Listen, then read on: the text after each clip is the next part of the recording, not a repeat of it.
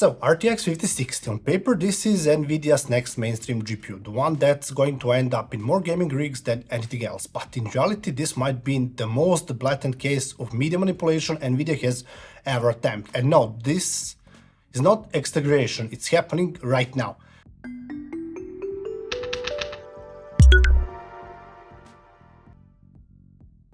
Let's rewind. The warning signs showed up weeks ago during the RTX 5060 Ti discussions. Nvidia made it clear behind closed doors that there wouldn't really be a proper review program for the 8GB version. Do not worry about it, they said.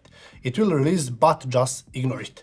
Fast forward to today, the RTX 5060 is being launched during Computex 2025, while all major reviewers, people who usually test and publish independent data, are away from their test setups convenient. And here's the kicker, while some of us did get access to the physical card well in advance, we couldn't test it. Why? Nvidia didn't provide drivers unless you agree to their preview program. And that preview program, it came with terms, strict ones, testing at 1080p only, ultra settings, DLSS on quality mode, ray tracing enabled, path tracing when available, and most importantly, multi-frame generation turned on. Now guess which GPUs you are allowed to compare the RTX 5060 to? Only to 3060 and 2060 supermodel. No Radeon, no RTX 4060, just cards that do not support frame generation at all. So what happens? You get benchmark graphs showing the RTX 5060 delivering up to 3 times the performance, except it's not. It's generating frames, not rendering them, and those older cards, they're running raw. The illusion is complete. This is not a one-off. We have seen it before. Remember the RTX 5070? Just days before reviews dropped, we saw a wave of previews pop up claiming the card was faster than 4090. Same pattern, Nvidia grants early access to friendly outlets. Testing is confined to scenarios that make the product looks its best. Independent media is left waiting, but the RTX 5060, this is different because there are no independent reviews, not before launch, not even close to launch. Reviewers who didn't sign that preview agreement didn't get drivers. No data, no charts, no testing. Meanwhile, when someone Googles RTX 5060 review, what do you think they will find? Carefully crafted preview content built exactly to Nvidia's spec. And let's be honest, this isn't a random low tier SKU. This is the RTX 5060, the core of Nvidia's mainstream line, a card that tens of thousands of gamers will buy without even thinking. And Nvidia knows that, which is why they have decided to control the narrative fully. There's a history to this too. Back in RTX 3080 days, Digital Foundry was only allowed to benchmark in 4K, not because 4040p didn't matter, but because 4K showed a bigger uplift, around 77% to be precise. At 4040p, that number dropped closer to 48%. Still a good card, but not headline material.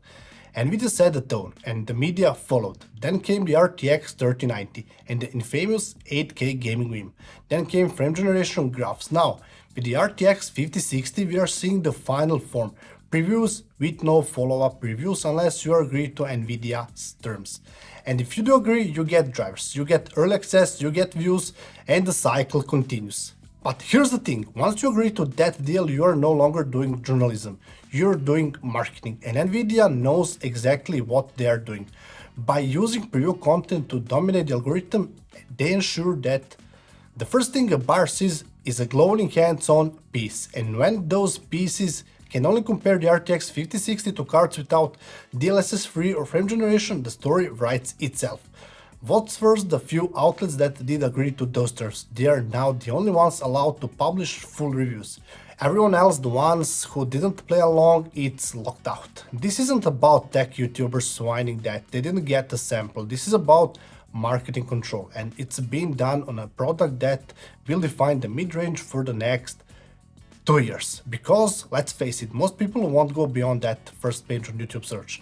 Most people won't wait 2 weeks for full independent test. They'll see the preview, maybe a couple of cherry-picked numbers, games, and make the purchase. If Nvidia sees that this works, if preview content becomes the only thing that the driver sells, why would they ever open things up again? Why send cards to Gamers Nexus or Hardware Unbox if the marketing narrative already works without them? That's why this matters. Not because we are bitter, but because this approach scales, and the next time it won't be 5060, it might be 5080 or 6080 or a Titan class product, and by then no one will even notice it's happening. So the takeaway is simple: do not buy the RTX 5060 until you have seen independent reviews. Do not fall for benchmark charts built by company trying to sell you the product. Wait for full unrestricted testing, wait for honesty, and if this frustrates you even half as much as it frustrates me, speak up, because if this kind of manipulation works now, it will become the standard.